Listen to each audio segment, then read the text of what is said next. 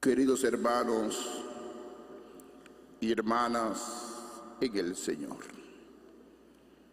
la Iglesia hoy trata de un tema que es fundamental para la vida de los creyentes, el tema de la resurrección o la vida eterna. Quiero dividir esta meditación en 3 momentos. Un primer momento sobre la realidad de la liturgia de la palabra. Un segundo momento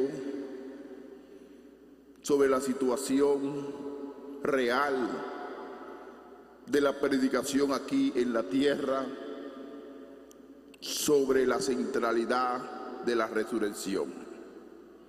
Y un tercer momento sobre la semana vocacional.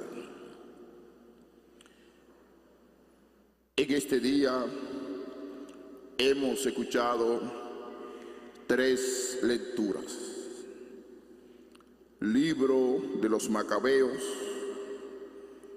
San Pablo a la comunidad de Tesalónica y el Evangelio de Lucas. Los Macabeos es una familia muy religiosa. Habían aproximadamente varios hermanos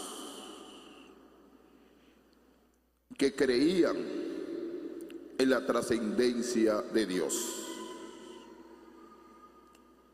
Pero ustedes saben que el momento que ellos vivían era muy marcado por el paganismo, por el pensamiento clásico. Y ellos tenían mucha influencia con los reyes, con la forma de pensar de aquella época. Todo era un concepto materialista de la vida. Y no se pensaba en una vida más allá, sino que todo iba a terminar aquí en la tierra. Por eso se preparaban grandes mausoleos, indicando la inmortalidad de la persona. Y se preocupaban mucho por esta vida terrenal. Y aquí viene esa confrontación de aquel rey de la época que cuestiona su estilo de vida, inclusive lo llevan hasta la muerte a varios de ellos, pero se mantienen firmes en su creencia, se mantienen firmes y fundamentados en el concepto de la resurrección, creen en el más allá. Por eso dice al final del texto de los Macabeos: vale la pena morir a manos de los hombres cuando se tiene la esperanza de que Dios mismo nos resucitará. Aquí está la centralidad de nuestra fe. Ya en el futuro, en la persona de Jesucristo, que murió y resucitó. Y esto está muy relacionado ya con el concepto de Pablo, que si Cristo no hubiese resucitado, nuestra fe no tiene sentido. No vale la pena ser cristiano. Y ahí está el sentido de nosotros los creyentes.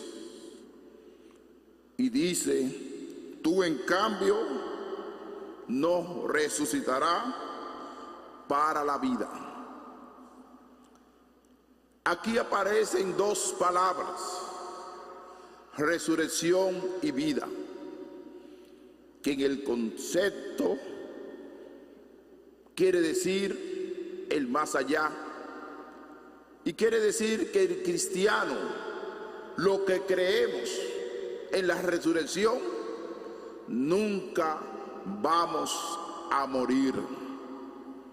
Nuestro cuerpo se va a transformar, pero nunca el cristiano muere. Podemos morir biológicamente. Por eso el concepto de la muerte para un cristiano es morir constantemente al pecado. Para tener claro que nuestra proyección y nuestro futuro es la resurrección. Y lo vamos a entender en el Evangelio de San Lucas. Como en toda la época, existen muchos pensamientos o corriente ideológica. En el tiempo clásico, antes de lo clásico, decía un gran pensador, Parménides, que el hombre es la medida de todas las cosas. Todo estaba centralizado en el hombre. Decían otros que la centralidad es la razón.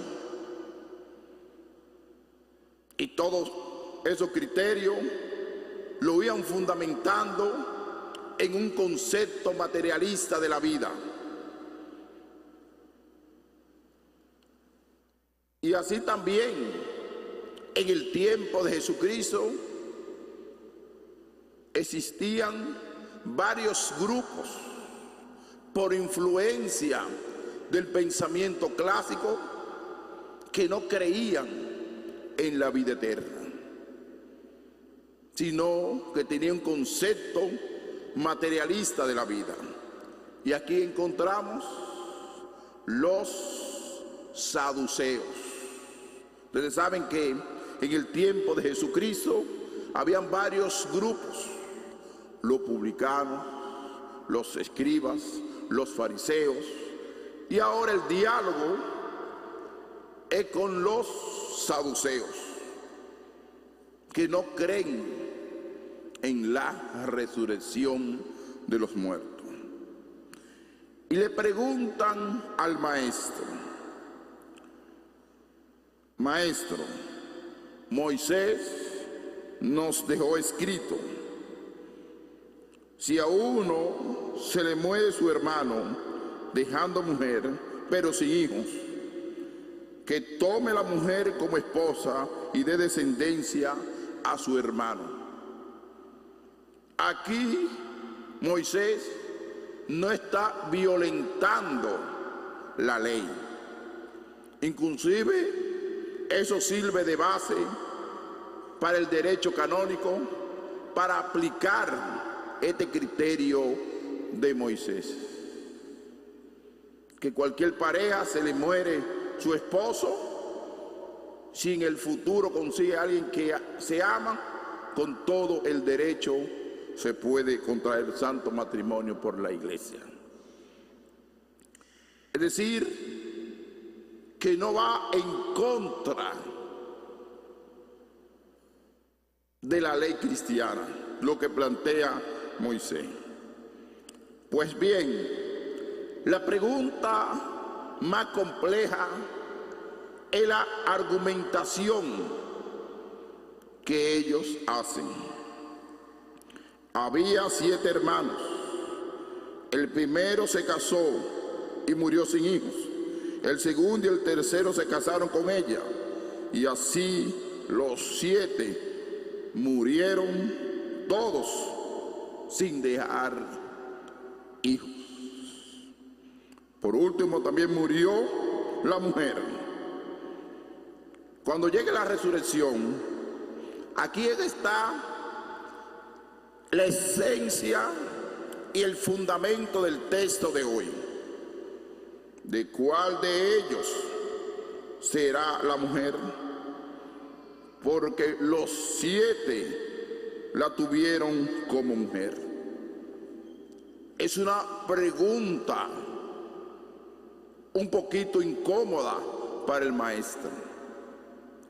Pero Jesucristo tenía muy claro el concepto de la vida eterna, el concepto de la resurrección, donde nosotros también tenemos que fundamentar nuestra vida.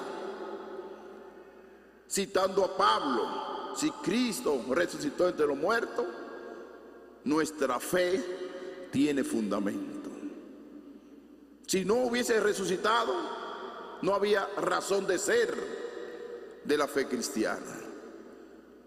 Pero la gran justificación de nosotros es la resurrección. Jesús les dijo: en este mundo los hombres se casan y las mujeres toman esposo. Pero los que sean juzgados dignos de tomar parte en el mundo futuro y en la resurrección entre los muertos, no se casarán, ni ellas dadas en matrimonio. Serán como ángeles de Dios. Es decir, que en el más allá, nosotros, el día primero, se habló de la vida eterna, el día de todos los santos, donde ellos están gozando de la iglesia triunfante, de la iglesia gloriosa. Después, al otro día, el día 2, se celebró la memoria de los fieles difuntos, donde oramos por el estado purgatorio, ese estado que se encuentran aquellas personas que han fallecido en estado de purificación. Y después entra la iglesia gloriosa. Y ahí es que nosotros tenemos que verdaderamente vivir con esa proyección. Y Jesucristo hoy lo dijo: son hijos de Dios, porque son hijos de la resurrección. Nosotros somos hijos de la resurrección. Aquí en la tierra todo pasa. Pasa el dinero, pasa las cosas materiales, la grandeza, el poder, la influencia, la importancia, todo eso pasa. Pero allá en el cielo no existe nada de eso. Dice la palabra de todos son como ángeles. Ahí no hay maldad, ahí no hay odio, ahí no hay rencor. No existe. Porque somos espíritu. Nuestro cuerpo es transformado. Nuestro cuerpo es cambiado en un hombre nuevo, en una persona nueva en todos los sentidos. Sí, que ese deseo carnal, ese deseo de consumo, ese deseo de competencia, de grandeza, de privar importante aquí en la tierra, de maltratar al otro, de humillarse del otro, de tener influencia como persona poderosa, eso no existe en la gloria. Lo que existe en la gloria es pura humildad, sencillez, amor. La fragancia de Dios es derramada en plenitud en la gloria del Señor. Y eso es la centralidad de la palabra de Dios. El segundo momento que para mí es un poquito preocupante. Yo comencé la meditación que la centralidad de nuestra fe está que Cristo ha muerto y ha resucitado, en lo que se llama el misterio pascual. A veces la prédica de muchas personas, incluyendo a muchos sacerdotes, solamente se basan en sociología humana, en problemáticas sociales, que hay que hacerlo, pero no es lo fundamental, no es la clave de nuestra fe.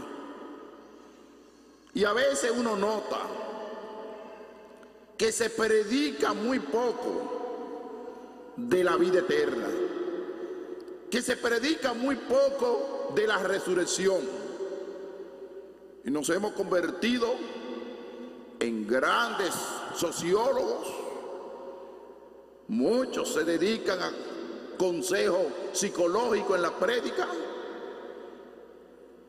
otros a resolver problemas, a dar exhortación sociales. Y el fundamento de nosotros, ¿cuál es? Predicar la resurrección, predicar la vida eterna, para que los hombres y mujeres cambien de vida,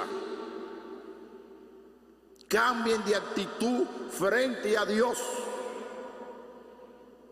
Por eso no podemos exaltar tanto las realidades terrenales, porque olvidamos lo fundamental de la iglesia, que es predicar sobre la resurrección, sobre la vida eterna, porque ese es el camino. Toda la enseñanza de nosotros, todo lo que vamos aprendiendo, tiene una sola meta, que es la vida eterna. Por eso Pablo, de una forma sabia, dice el ya, pero todavía no. Que tenemos que vivir los valores del reino de Dios, los valores que Cristo está predicando como proyección del reino de Dios. Por eso tenemos que esforzarnos de motivar a la gente que comprendan qué es la resurrección, qué es la vida eterna, qué es el más allá. En una palabra, el tiempo escatológico, el tiempo final. Porque nos hemos basado mucho en los terrenales, en las cosas materiales, y nos preocupamos tanto de nuestra seguridad. Inclusive, y es necesario, la medicina, los medicamentos, todo eso es necesario. Pero hay muchos creyentes que quieren sobrevivir en este mundo de una forma extraordinaria, ya con 100 años, luchando para mantenerse vivo, y gastan dinero en cantidad, y no pensamos que nuestra vida se prolonga en el más allá, que nosotros vamos a resucitar, que nunca vamos a morir. Eso es lo que nosotros tenemos que predicar en los templos, en las iglesias. y dejar tanto el fenómeno social, cultural, sociológico en nuestras prédicas.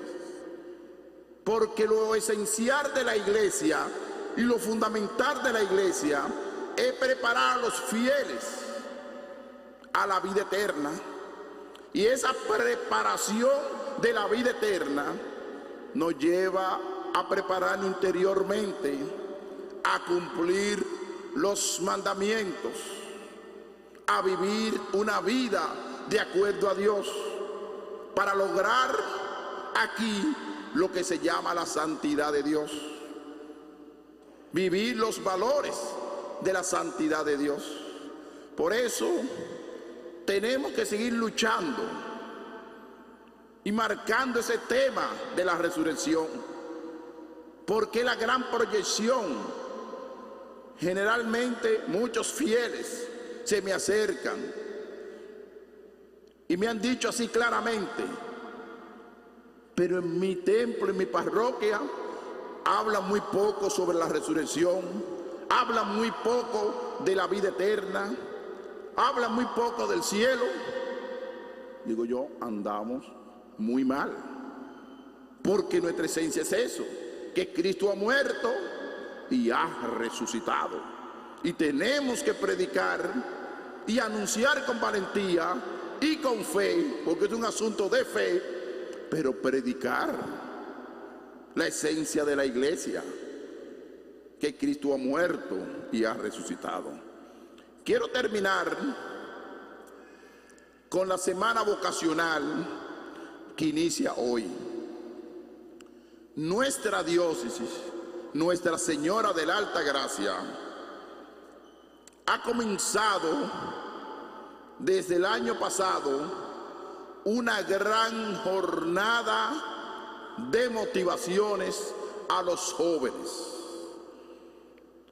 Tenemos al padre Carlos Daniel, director de las vocaciones sacerdotales en la diócesis, que en nombre del obispo, en nombre de la iglesia, está visitando todas las parroquias, los grupos juveniles, para hablar de las vocaciones sacerdotales. Nosotros, como iglesia, necesitamos muchos sacerdotes para mantener la fe, para mantener la creencia. Por eso, ¿dónde surgen las vocaciones? Tanto sacerdotal como religiosa, surgen de la familia. Surgen de la familia. Por eso, papá y mamá, háblenle a los hijos sobre la vocación sacerdotal. Porque cuando surgen en una familia una vocación sacerdotal, el Señor derrama muchas bendiciones sobre esa familia. Cuando una familia surge en una vocación religiosa, el Señor bendice y está bendiciendo copiosamente esa familia.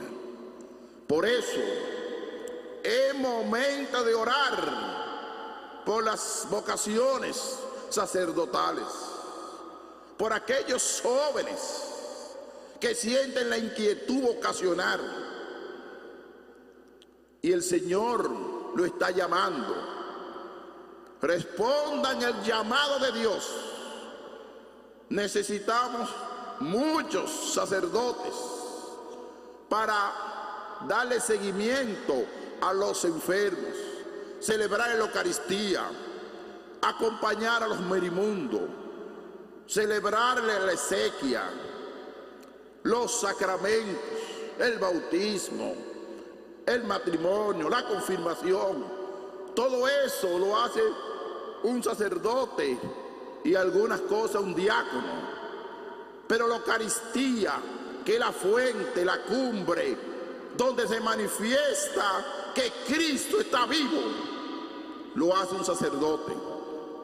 Por eso le pido a la familia que oren y motiven a los jóvenes a darles de sí al Señor. también a los párrocos, que son los protagonistas de las vocaciones aquí en la tierra, porque son ellos que están viviendo su estilo sacerdotal. Yo mantengo una tesis: la parroquia que no tiene vocación sacerdotal es una parroquia que no ha madurado. La madurez de una parroquia es cuando surgen vocaciones sacerdotales, porque la vocación sacerdotal surge cuando hay testimonio de vida del sacerdote, porque los jóvenes ven en la imagen de ese sacerdote un hombre de Dios. Por eso a los párrocos, que motiven las vocaciones sacerdotales, que no tengan miedo de tener cercanía con los jóvenes, porque los jóvenes son la esperanza, son la fortaleza de esta iglesia que peregrina aquí en la tierra. Por eso, querida familia, querido párroco, motiven las vocaciones sacerdotales. Yo como obispo le suplico constantemente a la Virgen de la Altagracia que en esta diócesis surgen vocaciones sacerdotales, pero el obispo no puede solo. Yo hago el esfuerzo sobrehumano. Tratamos de mantener el seminario, buscarle facilidades, pero las parroquias, los movimientos son los que tienen que motivar las vocaciones sacerdotales. Y yo confío que en este año cada parroquia de la diócesis tiene que mandar un seminarista. Toda la parroquia tienen que tener un seminarista en el seminario, porque si no lo tenemos, el futuro de la diócesis puede estar un poquito cuestionado, en el sentido que no surgen vocaciones. Tenemos que despertarnos, sacudirnos, motivar a la juventud, para que vean que nuestro estilo de vida, nuestra forma de ser, nuestro testimonio de vida vale la pena en este mundo. Y el sacerdote tiene sentido de ser. Pero para eso, los que estamos viviendo esta vocación, tenemos que acercarnos a los jóvenes y hablar con ellos, y hablarle de la alegría y del gozo que yo siento como sacerdote. Por esto esta semana, desde hoy hasta el sábado, la iglesia va a hablar de las vocaciones sacerdotales y religiosas. Que la Virgen de la Altagracia nos acompañe en este noble propósito. Que así sea.